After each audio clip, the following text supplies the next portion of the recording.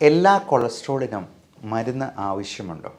പലപ്പോഴും രോഗികൾ വലിയ പേടിയോടെ വന്ന് ചോദിക്കുന്ന ഒരു കാര്യമാണ്, ഭക്ഷണം കൂടുതൽ കഴിക്കുമ്പോഴേക്കും കൊളസ്ട്രോൾ കൂടുന്നുണ്ട്. 40 വയസ്സ് കഴിഞ്ഞിട്ടുള്ള ആൾക്കാർക്കാണ് ഒരു 90% ഈ ഹാർട്ട് അറ്റാക്ക് പോലുള്ളത് വരുന്നത്.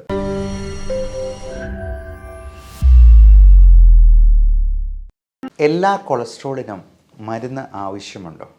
പലപ്പോഴും രോഗികൾ വലിയ പേടിയോടെ വന്ന് ചോദിക്കുന്ന ഒരു കാര്യമാണ്, എൻ്റെ കൊളസ്ട്രോൾ 250 ഉണ്ട്, ട്രൈഗ്ലിസറൈഡ് ഒരു 200 അടുപ്പിച്ചുണ്ട്, LDL ആണെങ്കിൽ 100 110 അടുപ്പിച്ചുണ്ട്, ഞാൻ ആ മരുന്ന് കഴിക്കേണ്ട ആവശ്യമുണ്ടോ എന്ന്. പലപ്പോഴും നമ്മൾ കൊളസ്ട്രോളിന് അല്പം കൂടുതലുണ്ട് എന്ന് കരുതി ഉടനെ മരുന്ന് കഴിക്കേണ്ട ആവശ്യമില്ല. അത് മരുന്ന് കഴിക്കണോ വേണ്ടയോ എന്നുള്ളത് തീരുമാനിക്കാൻ കുറച്ച് മാനദണ്ഡങ്ങളുണ്ട്. അതിനെക്കുറിച്ചാണ് നമ്മളിന്ന് സംസാരിക്കുന്നത്. നമസ്കാരം, ഞാൻ doctor Bipin Jose, pulmo medical centre, Pala, Kanjirappally and Sultan Bathery. Cholesterol ചെറിയ കുട്ടികൾ മുതൽ മുതിർന്നവർക്ക് വരെ പലപ്പോഴും ചെക്ക് ചെയ്യുമ്പോഴേക്കും അത് കൂടുതലായിട്ട് കാണാറുണ്ട്. നമ്മൾ പ്രത്യേകമായിട്ട് മനസ്സിലാക്കേണ്ടത് എപ്പോഴും ഫാസ്റ്റിംഗ് ലിപ്പിഡ് പ്രൊഫൈൽ തന്നെ നോക്കുക എന്നുള്ളതാണ്. കാര്യം, ഭക്ഷണത്തിൽ ഈ കൊളസ്ട്രോൾ ഒന്നും കൂടില്ല, ഭക്ഷണം കൊണ്ടല്ല കൊളസ്ട്രോൾ വരുന്നത് എന്നൊക്കെ പലരും പല വാദമുഖങ്ങളും ഉന്നയിക്കുന്നെങ്കിലും നമ്മൾ ഫാസ്റ്റിങ്ങിലുള്ള കൊളസ്ട്രോൾ ലെവലും ഭക്ഷണം കഴിച്ചതിന് ശേഷമുള്ള കൊളസ്ട്രോൾ ലെവലും തമ്മിൽ ഒന്ന് താരതമ്യ പഠനം നടത്തിയെന്നാൽ ആ ചോദ്യത്തിന് ഒരു ഉത്തരം ആവുക തന്നെ ചെയ്യും. കാരണം ഭക്ഷണം കൂടുതൽ കഴിക്കുമ്പോഴേക്കും കൊളസ്ട്രോൾ കൂടുന്നുണ്ട് ഉറപ്പായിട്ടും.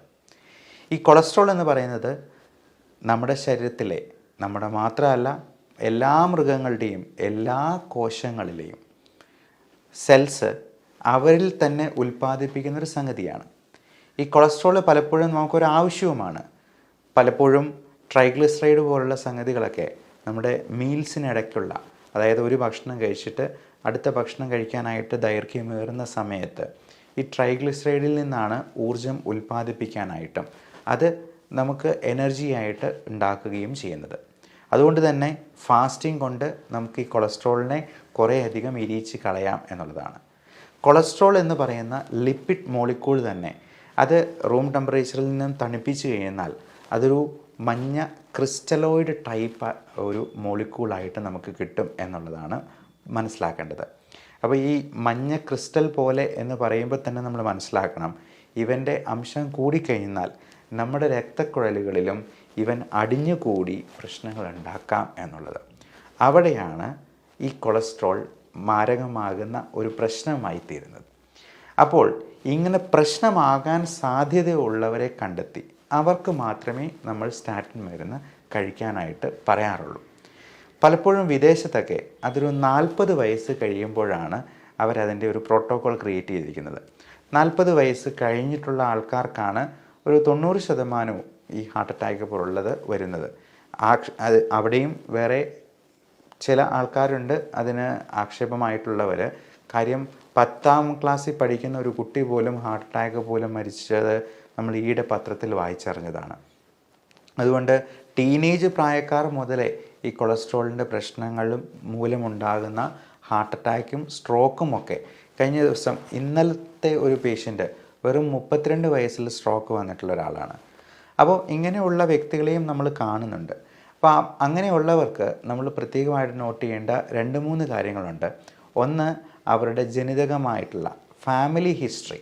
കുടുംബത്തിൽ ആർക്കെങ്കിലും ഹാർട്ട് അറ്റാക്ക്, സ്ട്രോക്ക് പോലുള്ള പാരമ്പര്യങ്ങൾ ഉണ്ടായിട്ടുണ്ടോ?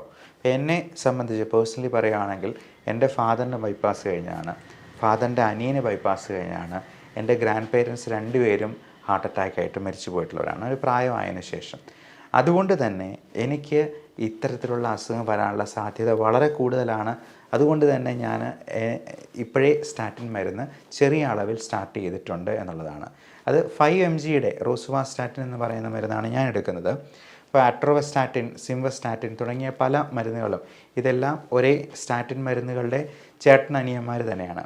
അതോടൊപ്പം ഈ ഫാമിലി ഹിസ്റ്ററിയോടൊപ്പം തന്നെ നമ്മൾ നോക്കേണ്ടത് അവരുടെ ജീവിത സാഹചര്യങ്ങളും അവരുടെ സ്ട്രെസ് ഫാക്ടറും ഒപ്പം അവരുടെ ദുശീലങ്ങളും, പ്രത്യേകിച്ചും സ്മോക്കിംഗ്, ആൽക്കഹോൾ, പിന്നെ ഇപ്പോൾ കഞ്ചാവ് പോലുള്ള ലഹരി പദാർത്ഥങ്ങളും വളരെ സുലഭമാണ്.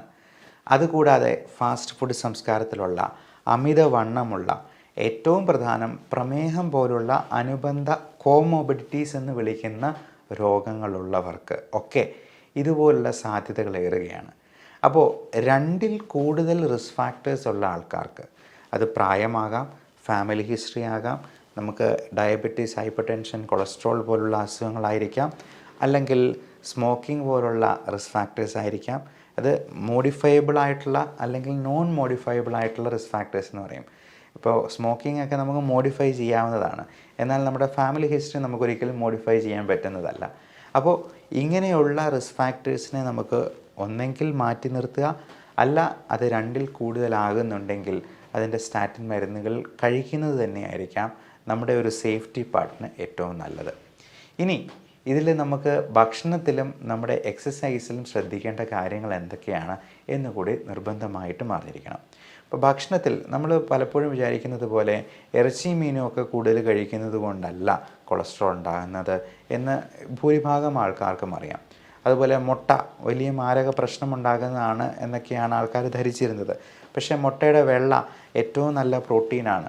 നമുക്കിതിനേക്കാളൊക്കെ കൂടുതൽ പ്രശ്നങ്ങൾ ഉണ്ടാക്കുന്നത് ഹൈ ഗ്ലൈസീമിക് ഇൻഡെക്സ് ഉള്ള, പ്രത്യേകിച്ചും ഷുഗർ കണ്ടൻറ്റ് കൂടുതലുള്ള, ഇപ്പോൾ നമ്മുടെ അരിയും ഗോതമ്പും പോലും നമുക്ക് നല്ല റിഫൈൻഡ് ഫ്ലോറിൽ കിട്ടുമ്പോൾ ഒരു പൊടിപ്പോ അല്ലെങ്കിൽ ഒരു പൊട്ടോ ഇല്ലാത്ത അരിയിൽ പോലും ഹൈ ഗ്ലൈസീമിക് ഇൻഡെക്സ് ആണ് എന്നുള്ളതാണ് മനസ്സിലാക്കേണ്ടത്. നമ്മുടെ വെള്ളരിച്ചോറ് എന്ന് പറയുന്നത് നമ്മൾ ഈ ഷുഗറിനോട് സമാനമായിട്ടുള്ള, പഞ്ചസാരയ്ക്ക് സമാനമായിട്ടുള്ളൊരു സംഗതി തന്നെയാണ് എന്ന് എത്ര പേർക്കറിയാം? അതേപോലെ തന്നെ ചപ്പാത്തി, ഇപ്പം നമ്മൾ ചോറ് മാറ്റി വെച്ചിട്ട് ഒരു 5 ചപ്പാത്തി കഴിച്ചെന്നാൽ ഇത് മാറ്റി വയ്ക്കുന്നതുകൊണ്ടുള്ള പ്രയോജനമൊന്നും കിട്ടുന്നില്ല എന്ന് മാത്രമല്ല, അതിനേക്കാൾ കാലറി ചിലപ്പോൾ ഉള്ളിലോട്ട് പോയി എന്ന് വരും. നമ്മൾ അരിയും ഗോതമ്പും ഒക്കെ നമ്മുടെ സംസ്കാരത്തോട് വളരെയധികം അടുത്ത് നിൽക്കുന്ന സംഗതികളാണ് അരിയൊക്കെ. ഇപ്പം നമ്മൾ ജനിച്ച് ഒരു കുട്ടി ഖരാഹാരം കഴിക്കാറാവുമ്പോൾ തന്നെ ചോറൂണിൽ ചടങ്ങിലാണ് അത് തുടങ്ങുന്നത്. ഓരോ പ്രാവശ്യവും നമ്മൾ ഓണമുണ്ടോ എന്ന് വെച്ചിട്ടാണ് നമ്മുടെ എക്സ്പീരിയൻസ് കണക്കാക്കുന്നത്. ഊണ് കാലമായോ എന്നാണ് നമ്മൾ സമയം പോലും ചോദിക്കുന്നത്. അതേപോലെ നമ്മൾ ഓരോ പ്രാവശ്യവും ഊണ് കഴിക്കുന്നതുമായി ബന്ധപ്പെട്ട് നമ്മുടെ സാംസ്കാരികമായിട്ടുള്ള, ഇപ്പോൾ ഒരു റിലീജിയസ് പോയിൻ്റ് ഓഫ് വ്യൂവിൽ മാത്രമല്ല, നമ്മുടെ മലയാളി സംസ്കാരം എന്ന് പറയുന്നത് ചോറൂണുമായിട്ട് ബന്ധപ്പെട്ടതാണ്. ഇതെൻ്റെ ചോറാണെന്നാണ് നമ്മുടെ ജോലിയെപ്പറ്റി പോലും പറയുന്നത്. ചോറ് കഴിക്കുന്നവർക്ക് നല്ല ബുദ്ധി ഉണ്ടാവും, അവർക്ക് ചിന്തിച്ചെന്നാൽ ഇത് മനസ്സിലാകുമെന്നാണ് നമ്മൾ ഊറ്റം കൊള്ളുന്നത്. ഇനി മരിച്ചു കഴിഞ്ഞ് ബലിയിടുമ്പോൾ പോലും ബലിക്കാക്കുകളെ നമ്മൾ കൈകട്ടി വിളിക്കുന്നത് ചോറ് ഉരുട്ടി വെച്ചുകൊണ്ടാണ്.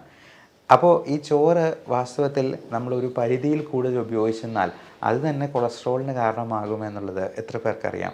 ഇപ്പോൾ ചോറ് കഴിക്കുന്നത് നമ്മൾ ഒരു പിടി ചോറ്, ഇപ്പം നമ്മൾ പല മറ്റ് സംസ്ഥാനങ്ങളിലെയോ അല്ലെങ്കിൽ മറ്റ് രാജ്യങ്ങളിലെയൊക്കെ നല്ല ആരോഗ്യം കാത്തു സൂക്ഷിക്കുന്ന ആയുസ്സുള്ള ആൾക്കാരുടെ ഒരു ആഹാര രീതി നോക്കിയെന്നാൽ അറിയാം, അവർ 2 നേരം മാത്രമേ ഭക്ഷണം തന്നെ കഴിക്കത്തുള്ളൂ. അപ്പോൾ ആ കഴിക്കുന്നതിൽ തന്നെ കൂടുതലും ഇലക്കറികളും കുറേ സൂപ്പൊക്കെ ആയിരിക്കും ആദ്യമേ അവർ കഴിക്കുക.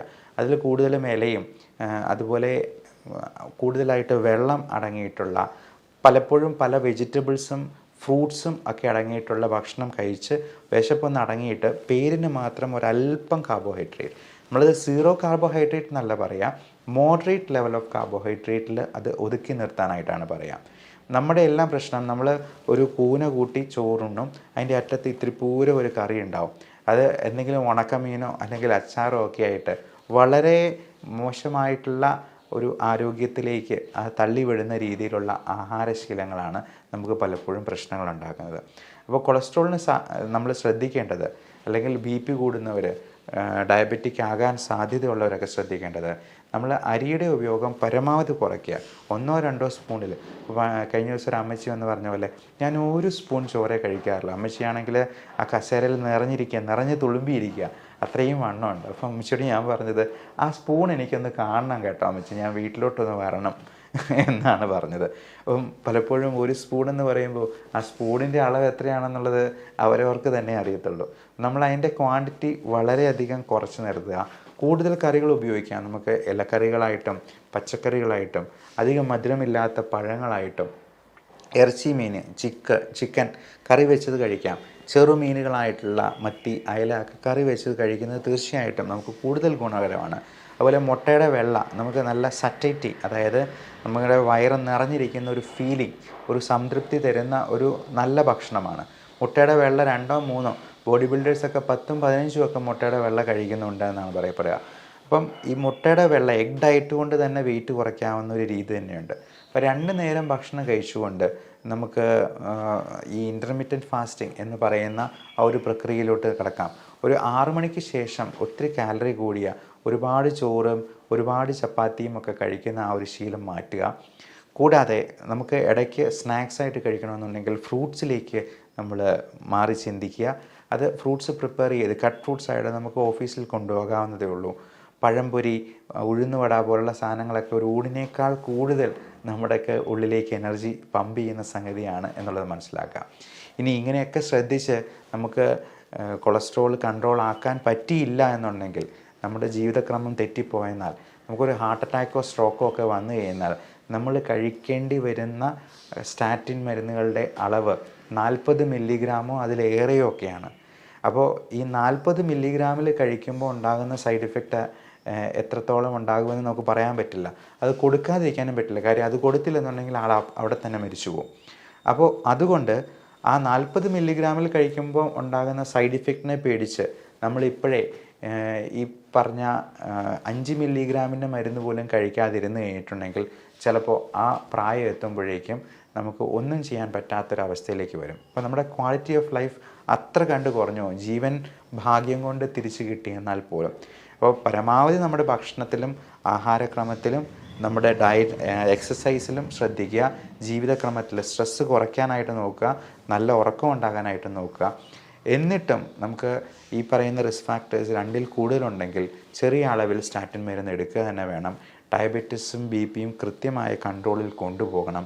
അതല്ല എന്നുണ്ടെങ്കിൽ നമ്മൾ ഭാവിയിൽ ഒരു കോംപ്ലിക്കേഷൻ എത്തുമ്പോൾ ഇതിൻ്റെ 5 or 10 ഇരട്ടി മരുന്നുകൾ കഴിക്കേണ്ടതായിട്ട് വരും.